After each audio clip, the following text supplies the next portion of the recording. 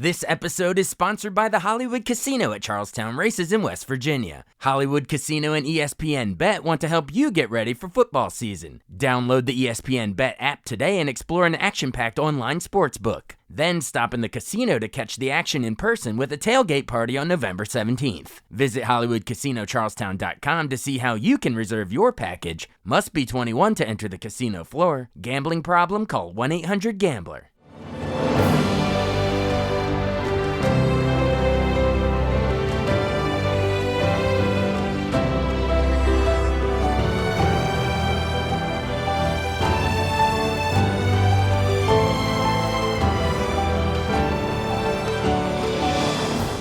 Welcome to the newest episode of Beyond the Fame with Jason Fraley. I'm your host, Jason Fraley, picking the brains of the top filmmakers, musicians, and artists of our time. Country music legend Lorrie Morgan performs live at the Weinberg Center in Frederick, Maryland this Saturday night. She joined me to discuss the biggest hits of her career, including Something in Red, Except for Monday, and What Part of No, as well as overcoming hardships like the death of her then-husband Keith Whitley and her family's recent battle with cancer. Hey, Lorrie Morgan, country music legend. Hey, thanks so much for joining us on the show today. You're welcome. Thank you for having me. We are talking because you are coming to the Weinberg Center in Frederick, Maryland, right down the street from where we're talking. It's my hometown. And it's on November 16th. So everybody get your tickets now. Now you're calling this, you're going to be looking for something in Ruby, right? Because you're calling this the Ruby Anniversary Tour, 40th anniversary of becoming a member of the Grand Ole Opry. Tell me about why it was important to mark this occasion. Well, I mean, I'm very young to be a member for 40 years, and it's quite an accomplishment. It's my favorite thing I've ever done in my career was being made a member of the Grand Ole Opry, and it's where I call home. And it was a lot it meant a lot for me to celebrate being there for 40 years, and it's truly such a fun place to be. And my dad was a member of the Grand Ole Opry, but unfortunately he passed away when he was 51. So he was only a member for 28 years. So this was a big year for me. And to say that, that I think he would be proud is an understatement. Absolutely. Yeah. And thanks for mentioning that. Obviously, maybe for our younger listeners don't know, but your father was the legendary Country Music Hall of Famer and Opry member, George Morgan. There were other artists doing maybe more twangy stuff at the time, but your dad was more of that, like Eddie Arnold, Make the World Go Away, or Jim Reeves, He'll Have to Go. It was more of the crooner style. So were you raised sort of in that mindset? I was raised in that mindset. My dad loved Dean Martin and Perry Como and Johnny Mathis and all those wonderful crooners. And so we grew up listening to all kinds of music. The twangy stuff just kind of came along with his membership at the Grand Ole Opry, and very fortunately, his friends. Yeah. So, I learned to appreciate that kind of music as well, because they were wonderful people to me. And my dad and, him and little Jimmy Dickens were made a member the same year, the same time, actually. And they were great friends, him and the Willis brothers and Archie Campbell and Porter and, golly, all of them, Bobby, the Osborne brothers. They were just great friends. So,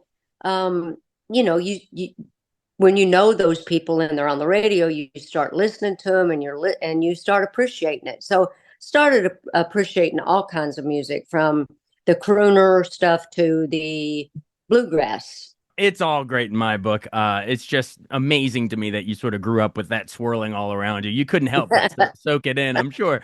All right. So you start, like around 13 or something? Your dad brings you on the Opry stage to sing Paper Roses. And then I guess a few years later in 84, your aforementioned induction into Opry membership. I guess, what are you, 24, 25 at that point, right? So, right. So would you consider that your big break, the Opry stuff, or would it have been like touring with George Jones or the demos for A Cuff Rose, or what would you say?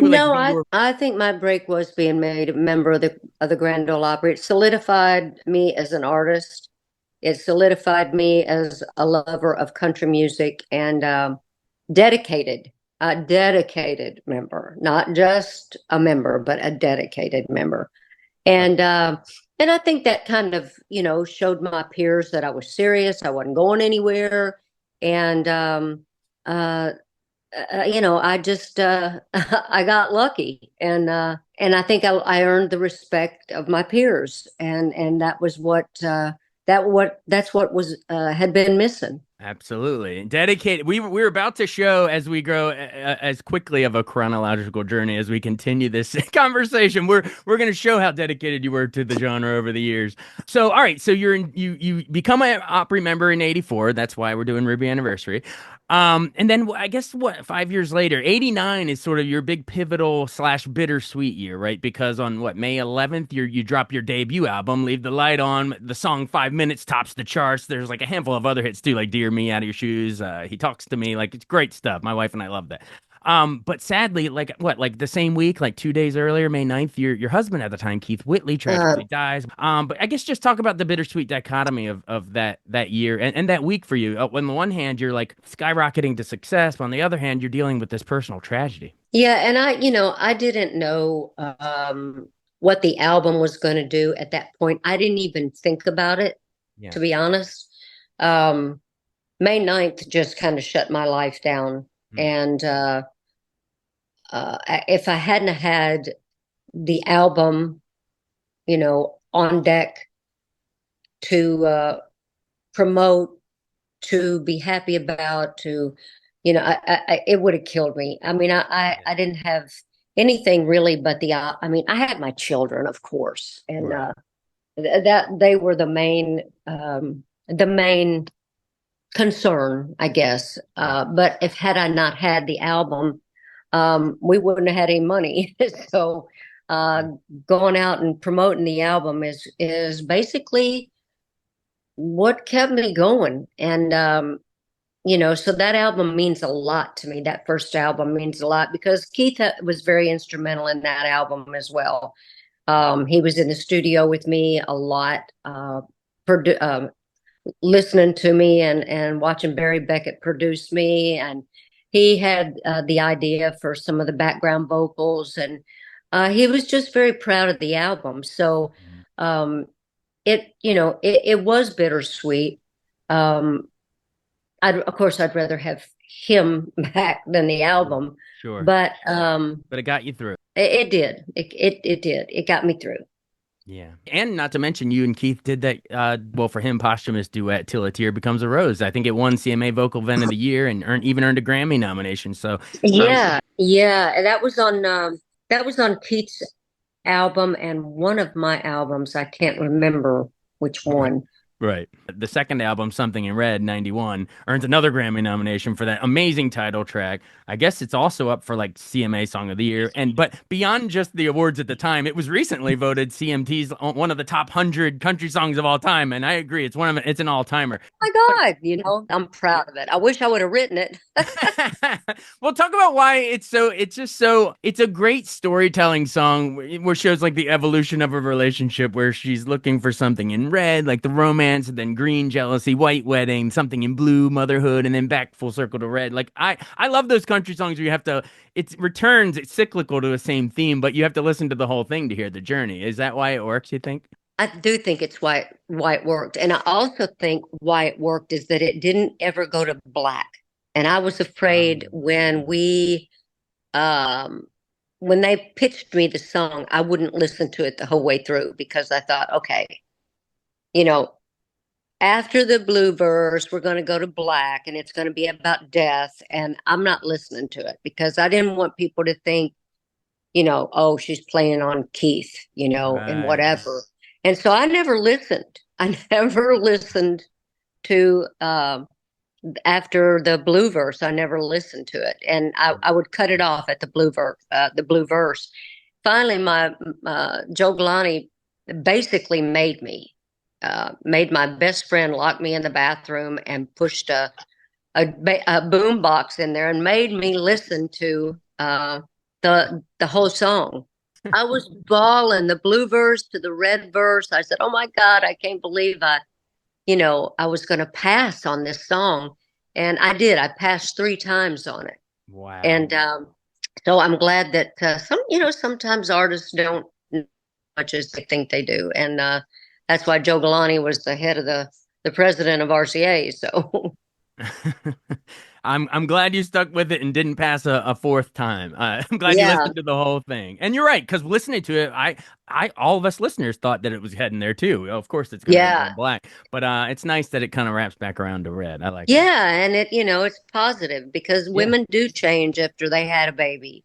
Hmm. They after they have a baby, that their bodies change, and you look for something kind of different to wear, and you know, um, and it maybe it works, Yeah, maybe it doesn't. absolutely. It is a great song. Who cares if it lost to Mary Chapin Carpenter at the Grammys for I Feel Lucky? You can't go wrong. I mean, it No, was that Grammy class for when Something in Red was nominated was Mary Chapin, I Feel Lucky, Reba's yeah, Greatest Man I Never Knew, Pam Tillis, maybe it was Memphis, and then Winona Judd was for that Winona album. So I mean that come on, that's a class for the right. ages. But Mary Chapin won. Yes, yes. Yeah, Local to our area, actually. yeah. But yours is an all-timer. It's awards are awards. Who cares? But it's what it does for the listeners, you know?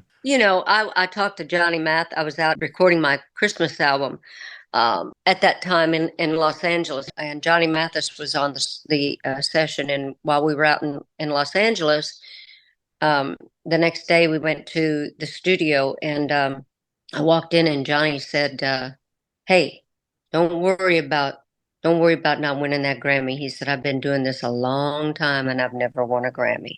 And I thought, well, if it's good enough for Johnny Mathis, it's good enough for me. Yes. Speaking of Christmas songs, I love his "It's the Most Wonderful Time." He has that sort of register to his voice. And you did a great My Favorite Things, Julie Andrews Thank shout you. out.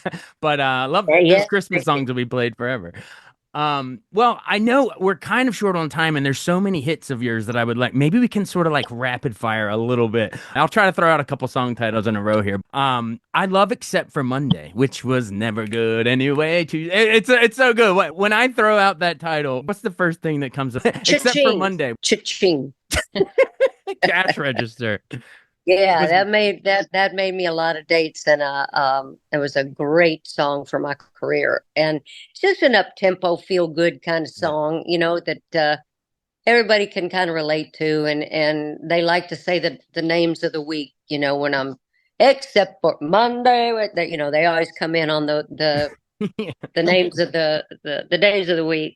Yeah, it's relatable. Everyone, and it propels it because you're looking forward to the next day. All right, rapid fire continues. Your third album, Watch Me. Another, I mean, that's almost just as catchy, if not catchier. If you think I won't go, watch me. Yeah, defiantly proving the man. I'm gonna leave you. Why is it great? Well, up in there, done that, and so it was a song I could definitely relate to. And Richard Landis, my producer at the time, God rest his soul, he just had a vision. He just had a vision for great songs.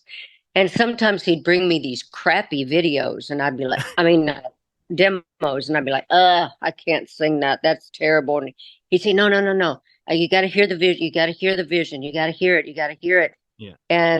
And Watch Me was just a magical track.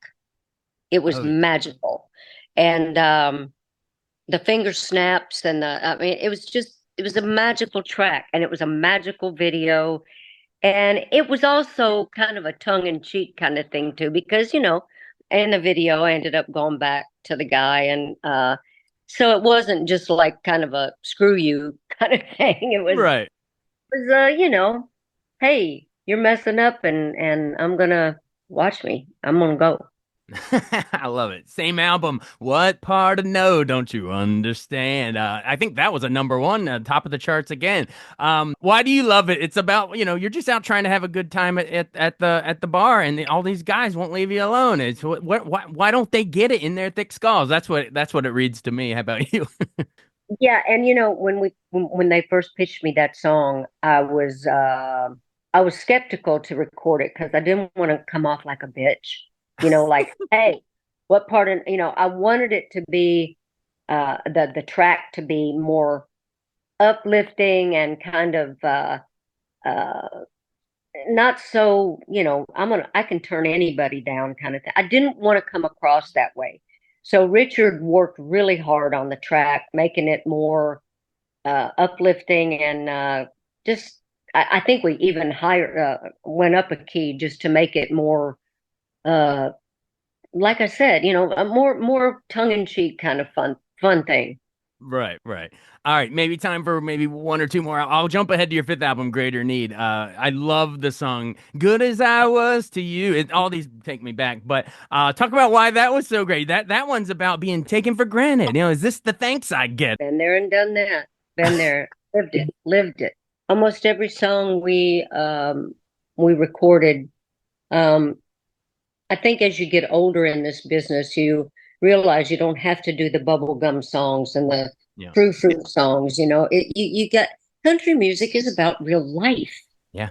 and these were real life songs to me. And I was so impressed with James Stroud producing "Good as I Was to You." James was a great producer for me as well. He had we had "Back in Your Arms" together, and "Didn't Know My Own Strength," and Hmm. "Good as I Was." I mean, he got me. And you got to have a producer that gets you and knows where you've been. And "Good as I Was to You" was a place I had been, and I could relate to it. I could sing it, and I could mean it when I sang it. Absolutely. And I'm so glad that you mentioned I Didn't Know My Own Strength, which was off your greatest hits there in the mid 90s. That song went to number one as well. But I wanted to end on that one because, and I'm going to try not to cry. All right. My wife sang, I know the song's about, you didn't know your own strength, getting over a breakup or whatever, but I'm sure different people have different, readings of it. And my wife recently went through a cancer battle and she's still with us going strong. But she used to sing that song around the house like to pump her up. And it, just to make it even more heart dug on the heartstrings, she opened for you when she was a teenager somewhere on Maryland's Eastern Shore. She was one No yeah, way. and now full circle is just so your song, we wanted to thank you for that. Well, God bless her. What kind of cancer does she have? Endometrial uterine. So Yes, that comes with a bunch of other grief, had as you can there. imagine. I had that. I had endometriosis. Really? God, yeah, back in the 90s, I had to have you don't have to cut it out. I mean, people, this is real. And I had endometriosis, and it was on its way to being total cancer Mm. of everything. It was on my colon, it was on everywhere. And so Oh, that's when I had to have my hysterectomy. oh, wow. I had planned on having seven children. At that time, I had two. Mm. And when they went in and did this exploratory surgery, they realized that I had endometriosis Mm. all over my body inside. Wow. And it was tough. It was tough getting through it. It was very, very scary. And it's hard. I mean, because it messes with your hormones and things like that. And so um, but tell your wife congratulations on being strong, and I hope to see y'all when I'm up there. Wow. Yeah, I mean, hopefully this conversation, this podcast and everything can sort of be, we Yeah, got advocacy, right? Because other people are going through it. They need to know these I'm survivor telling stories. you, and let me just make your wife feel better because my husband is a cancer survivor right now. Really? We're What having kind? really throat cancer, Mm. and it's been really, really for the last 8 months. We've just kind of lived in a shell and gone back and forth from doctor to doctor. He's still trying. He hasn't eaten really anything since March Mm. because he's got a feeding tube in, and so we're going through a lot. But we try and keep a positive attitude. We laugh. We try and uh, make things as fun as we can. But Hmm. you know, it cancer is there. It's out there, and it's affecting everybody a lot. Yeah. So we all do, and I am his advocate, and we all need that. We all need that. So tell your wife to kick cancer's ass. We will. It's not going to know what hit it. You know what I mean? She's already doing a number on it. We're keeping swinging at it and knocking it down Good, every time. good. Well, thank you for the well wishes, and our hearts. We're going to keep throwing prayers to you and your husband for what you're Thank you. going through. And it Ditto. is, and also, I mean, it really resonated with me when you said, you've had to live in a shell because, we come out. It's like a double whammy of we had all these years of COVID where everyone was sort of stuck inside, but then when you add Yeah. that cancer on the end, it's like almost a continuation of it in a weird I way. know it's crazy. It's crazy. I don't even do meet and greets anymore because I'm afraid of what I'll bring home to Randy. Right. And As the spouse, you got to be careful what you could potentially yeah, bring and home to I'm the. very careful. I'm sanitizing myself all the time, and I'm careful about who, comes in the house, whether it's workers or, you Yeah. know, people that just, I don't know. I'm just very careful, and Yeah. it's important, and it's the world's crazy, so we all got to Yeah. stick together um and stay sanitized. Absolutely. Well, thanks for not sanitizing, metaphorically, this conversation. Thanks for going to all the hard subjects like cancer, and I really appreciate it. And before you come up to the Weinberg Center in Oh Frederick, my gosh, Maryland. seafood, seafood, seafood. Oh, Maryland. Oh, yeah. Liberty Road Seafood is what I used to work at a crab shack down the road when growing up. If you Uh, want good crabs, that's where you should go. Liberty Road what Seafood. about lobster? Oh, I love lobster too. Yeah, absolutely. I My don't know if they fave. have. Lobster is my favorite, and oysters. Oh, I mean, you can't go wrong. But as a Maryland guy, Maryland What blue crab crabs cake? Of is, I'm a course. little biased. Yeah. You want to plug your podcast as we go? War Paint with Lorrie Morgan? Yeah, I got a podcast out. We just ended the first season actually, and it's called War Paint. We've had some fun guests. We've had some true talks. We've had some funny talks, some emotional talks. It's great. I think Heartland picked it up, and so uh, they're just really excited about it. So tune in and listen to War Paint. War Paint with Lorrie Morgan. Everyone check it out. And thanks for coming on our podcast here, Beyond the Fame. We'll cross promote it there as we go. And everyone check out Lorrie Morgan at the Weinberg Center in Frederick on November 16th. Thank you so much for joining us. I really enjoyed this. Thank you. Thank you so much. All right, thank you. Thanks so much for listening to Beyond the Fame with Jason Fraley. Our theme music is Scott Buckley's Clarion. Remember to give us a 5-star rating if you like what you hear. We'll see you next time.